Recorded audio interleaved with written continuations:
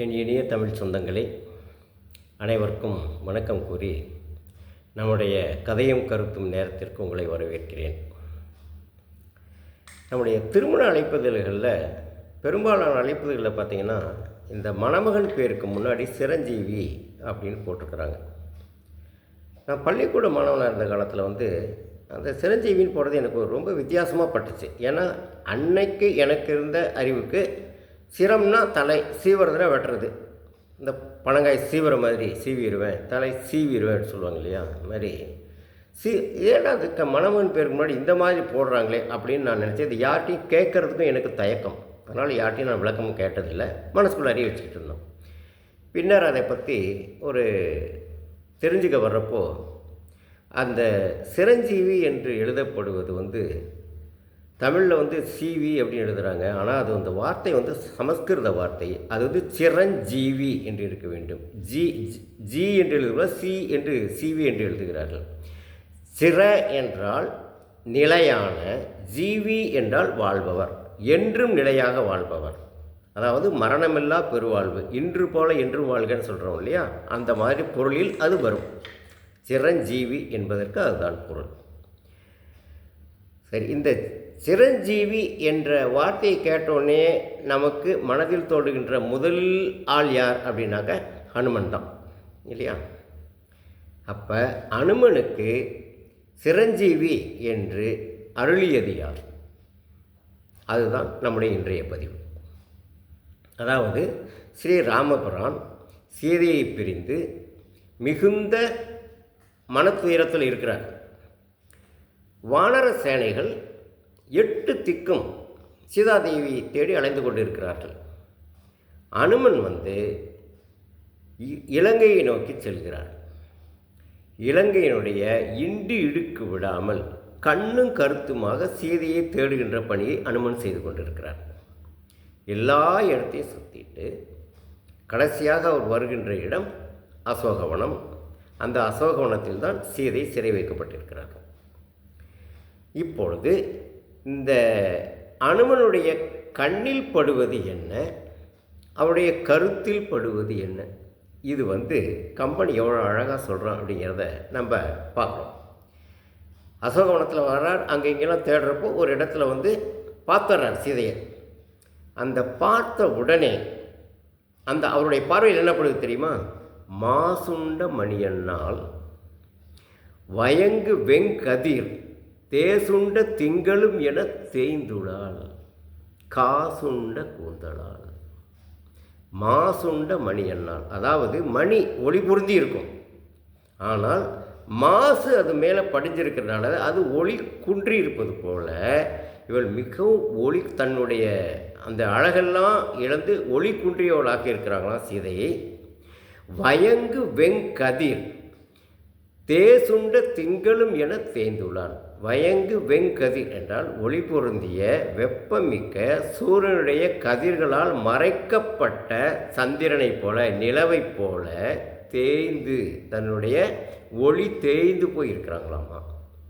காசுண்ட கூந்தலால், அவருடைய கூந்தல் அழுக்கு படிஞ்சு பிசுக்கு படிஞ்சு இருக்குது. இது கண்ணில் படுகின்றது.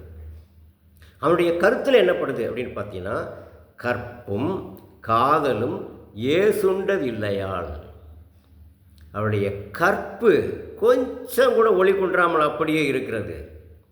காதல், ராமபிரான் மீது சீதாதேவி கொண்ட காதல் குன்றிமணி அளவுக்கு குறையாமல் அதே ஒளியோடு இருக்கிறது, அதே பிரைட்னஸ், பிரகாசத்தோடு இருக்கிறது. கற்பும் காதலும் ஏசுண்டதில்லையால் அறத்துக்கு ஈறு உண்டோ? தர்மத்துக்கு எங்கேயாவது அழிவு வருமா அப்படின்னு ஹனுமன் நினைக்கிறதாக கம்பன் சொல்கிறார். நினச்சி பார்க்குறான் ஹனுமன், இது எப்படி பாசிபிள்? ஒரு அந்நிய தேசம், அது வனாந்தரத்தில், யாரும் இல்லாத இடம், தன்னை சுற்றில காவலுக்கு பயங்கர உருவத்தை கொண்ட அரக்கியர்கள், அந்த இடத்துல தன்னந்தனியாக மாட்டிக்கிட்ட ஒரு பெண், அதுவும் அவ்வப்பொழுது ராவணன் மேலே அவனுடைய தொந்தரவுகள் வேறு. இவ்வளவுக்கு நடுவிலும் தன் கற்பின் ஒளி குன்றாமல், ராமபிரான் மீது காதலில் சற்றும் குறையாமல் ஒரு பெண்ணால் எப்படி இருக்க முடியுது? அது எது அவளை காப்பாற்றிக்கிட்டு இருக்குது அப்படின்னு அனுமன் மனதில் ஓடுது. அவன் நினைக்கிறான், தர்மத்தின் தர்மம்தான் காத்ததோ, அவளை எது காக்குது? தர்மம்தான் காத்ததோ. ஜனகன் நல்வினை கர்மம்தான் காத்ததோ, கற்பின் காவலோ. பாருங்க எப்படிலாம் மனசில் அனுமன் மனசோட தர்மம்தான் காத்ததோ. சீதை செய்த தர்மங்கள் அவளை காப்பாற்றிட்டு இருக்குதா? சீதையுடைய அப்பா ஜனகன் செய்த நல்வினையுடைய கர்மம், அவன் செய்த கர்மத்தினுடைய நல்வினை, அது இப்போ காப்பாற்றிக்கிறதா? அல்லது கற்பு காவலாக இருக்கிறதா? யார் இது ஆற்றுவார்? யார்னாலேயே இதை செய்ய முடியும்? ஒருமையே. ஒருமைனா ஒப்புவற்றது, ஒப்புயர்வற்ற சிறப்புடையது. ஒப்புவமே இது கிடையாது. ஒருமையே எம்மனோர்க்கு உரைக்கப்பானதோ. என்ன மாதிரி இருக்கிறனால இதை புரிஞ்சுக்கிட்டு எடுத்து சொல்கிறதுக்கு கூட முடியாது என்று அனுமன் மனதில் ஓடுது. இப்படியெல்லாம் ஓடுது, எண்ணங்கள் பலவாறாக ஓடுது. போகிறான், சீதாதேவியை வணங்குறான். தான் ராமதூதன் என்று தன்னை அறிமுகப்படுத்தி கொண்டு அடையாளமாக ராமன் கொடுத்த அந்த கணையாளியை காமிக்கிறான். அப்பொழுதுதான் உயிரற்ற ஒளியிழந்த ஓவியமாக இருந்த சீதையினுடைய நெஞ்சிலே உயிர் வருகிறது. அப்போ சீதையுடைய வாயிலிருந்து வருகின்ற வார்த்தைகளாக கம்பன் என்ன சொல்கிறான்னு தெரியுமா?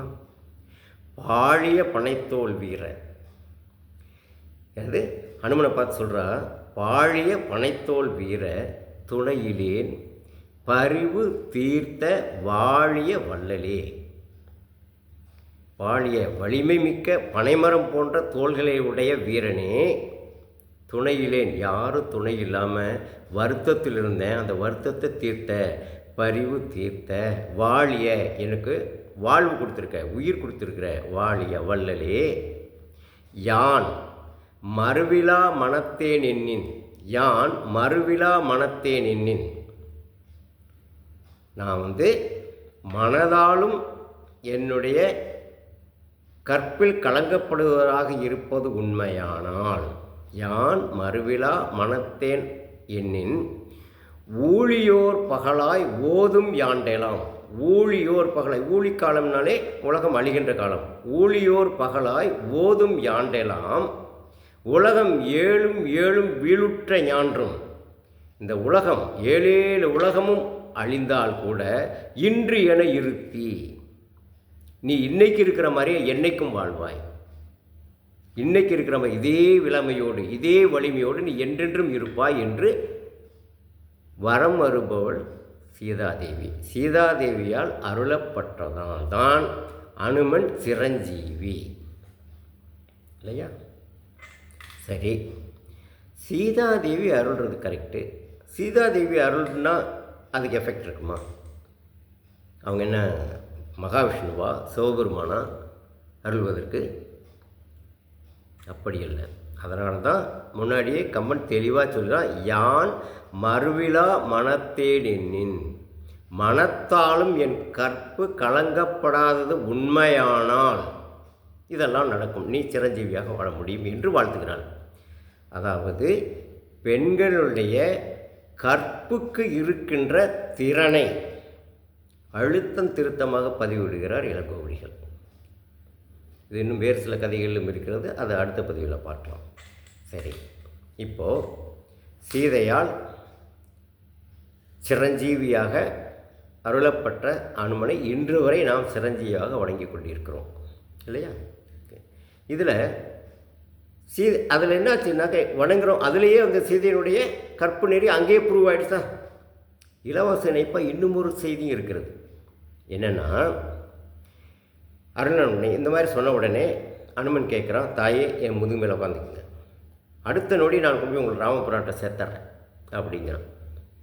சீதை சொல்கிறாங்க, நோ, ராமபிரான் லங்கேஸ்வரனை வென்று என்னை மீட்டு செல்லணும், அதுதான் அவருக்கு மரியாதை அப்படின்னு சொல்லி மறுத்துறாங்களா? இப்போ அனுமன் என்கிற அந்த அனுமனுடைய வானர சேட்டை ஆரம்பிக்குது. அந்த அசோக வனமே துவம்சமாகுது. பார்த்தாங்க எல்லாம், உடனே அந்த அரக்க காவலர்கள் ஓடி வந்தாங்க. இந்த அனுமனை பிடிச்சாங்க. அனுமனுடைய வாலில் தீப்பந்தத்தை கட்டிட்டாங்க. இப்போ சீதையினுடைய நிலை என்ன?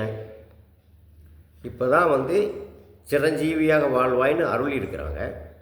இப்போ அந்த அனுமனுடைய வாளிலே கட்டப்பட்ட நெருப்பு அனுமனுக்கு ஊறு விளைக்குமானால் சீதையினுடைய அந்த வாக்கு என்னாகும்? அப்பொழுது சீதையினுடைய கற்பு கலங்கப்பட்டது என்று ஆகிவிடாதா? சாட்சி வேண்டுமே. யார்? அக்னி தான் சாட்சி. அக்னி பகவானை கூப்பிட்டாங்க. ஐயா, என்னுடைய கற்பின் மீது எனக்கு இருந்த நம்பிக்கையால் நான் ஒரு வாக்கு கொடுத்துருக்குறேன். இப்போ அவங்க அக்னி அங்கே அனுமனுடைய வாளில் கட்டிட்டாங்க. நீ என்ன செய்ய போகிற? ஒன்றும் செய்யலை. அந்த அனுமன் வாளிலே ஏற்றப்பட்ட தீப்பந்தம் அனுமனை எதுவுமே செய்யவில்லை. ஆனால் அனுமன் எங்கெங்கெல்லாம் தாவி குதித்தாங்களோ, அவன் வாழை சுழட்டி அடித்தானோ அந்த அத்தனை இடமும் பற்றி எரிந்தது. சாளரம் பற்றி எரிந்தது, திரைச்சீலைகள் பற்றி எரிந்தன, மாளிகைகள் பற்றி இருந்தன, கடைகளெல்லாம் பற்றி இருந்தன, மரங்கள் பற்றி இருந்தன, வனங்கள் எரிந்தது. இலங்கையே நெருப்பில் ஆட்பட்டது. இலங்கை நகரமே தீப்பற்றி அறிந்தது. அவ்வளோ அதகலம் பண்ணிட்டார் அனுமன். மறுபடியும் சீதையினுடைய கற்புத்திறன் நிரூபிக்கப்பட்டு விட்டது. சீதையை ராவணனை வென்று சீதையை அழைத்து சென்ற ராமன் ஊரறிய உலகறிய அக்னி பரீட்சை சீதைக்கு வைப்பதற்கு முன்னாலேயே அசோகவனத்தில் சிறையில் இருந்த காலத்திலேயே சீதையினுடைய கற்பு நிலை நிரூபிக்கப்பட்டு விட்டது என்பதுதான் உண்மை இல்லையா? சரி, இப்போது சிரஞ்சீவியாக நாம் அனுமனை அறிகின்றோம். அனுமன் அல்லாமல் யாரெல்லாம் சிரஞ்சீவி என்று பார்க்கலாமா? அனுமன், அஸ்வத்தாமன், பரசுராமர், வியாசர், விபீஷணன், மார்க்கண்டேயன், மகாபலி சக்கரவர்த்தி, கிருபாச்சாரியார். இந்த 8 பேரும் இந்த எண்மருமே சிரஞ்சீவிகள் என்று அறியப்படுகிறது என்ற கருத்தினை இன்று பதிவிடுகிறேன். அனுமனுக்கு சொல்லின் செல்வன் என்று அனுமனை அழைப்பார்கள். அதை பற்றிய பதிவினை நாம் அடுத்த பதிவில் சந்திப்போம் என்று கூறி இன்றைய பதிவினை நிறைவு செய்கிறேன். மீண்டும் சந்திப்போம். நன்றி.